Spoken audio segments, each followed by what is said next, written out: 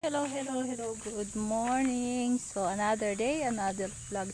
So, ngayon, ipapakita ko po pala sa inyo ang aming munting bahay na hindi pa po natatapos. So, ayan po, hindi pa siya tapos dito sa may balcony and doon sa may dirty kitchen. So, ito sa loob.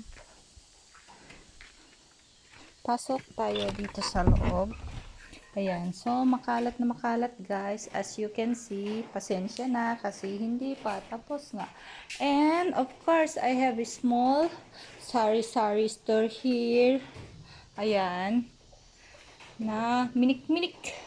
Kanyan. Kayo mga kasari, magkano ang naging umpisa ninyo sa inyong tindahan? At magkano ang daily na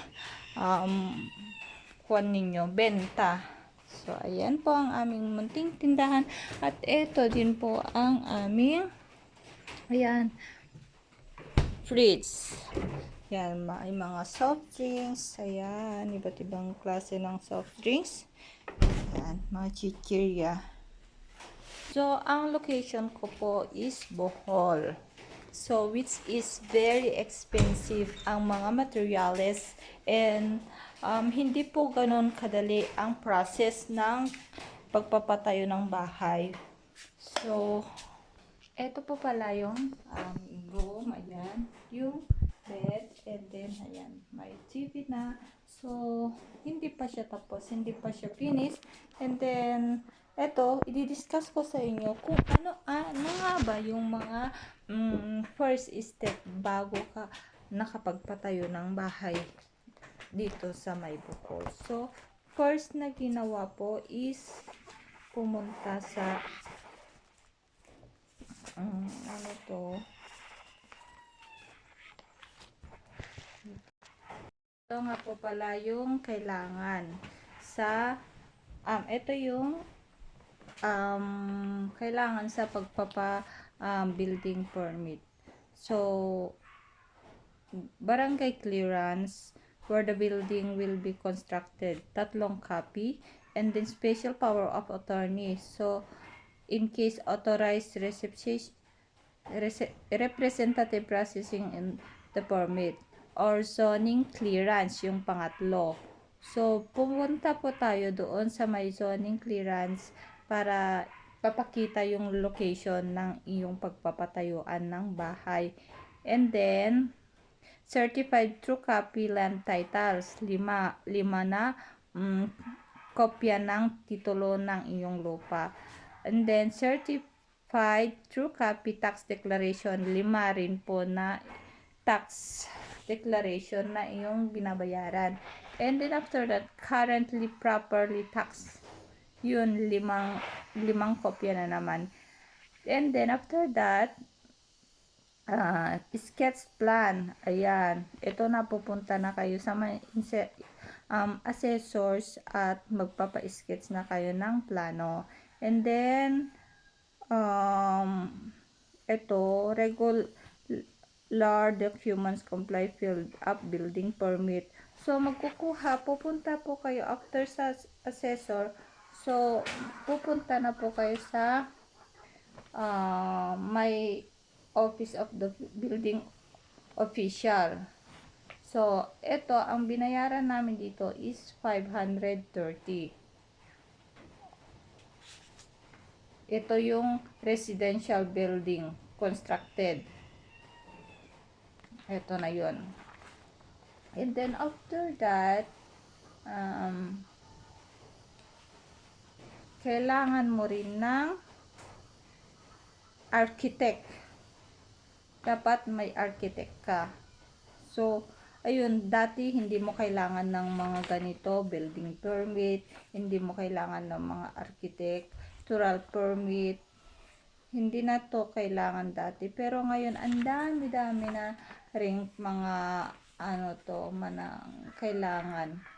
At tapos, ito rin, affidavit of consent and authority. Kailangan pa tong mga to.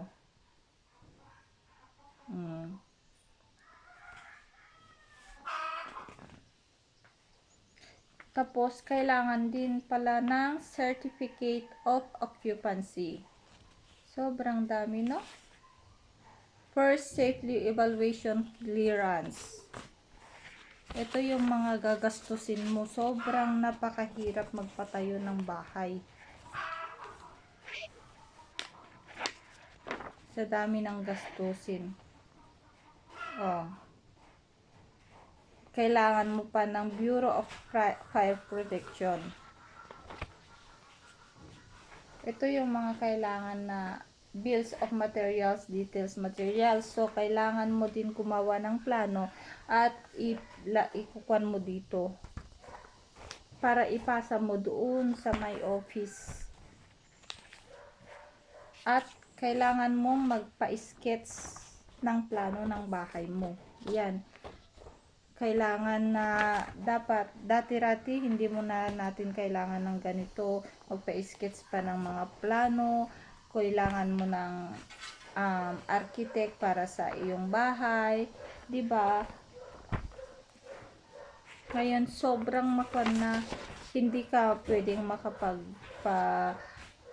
tayo ng bahay if wala kang building permit. Isa yan sa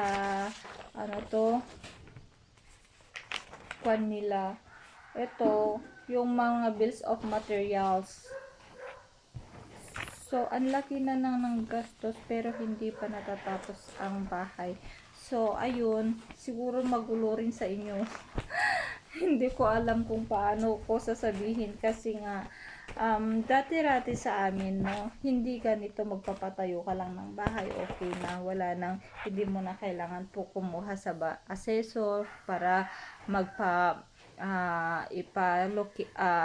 i-locate yung location.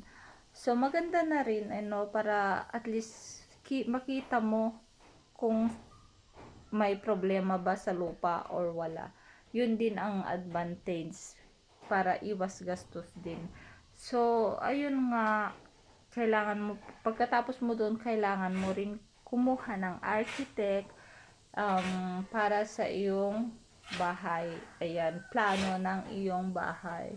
Mabayaran. So, daming bayarin. So, yung isang hollow blocks na dito is nasa 20 pesos. Ang maliit na dump truck na yung buhangin is 2,500. Yun, yung sa buhangin. And then yung sa ating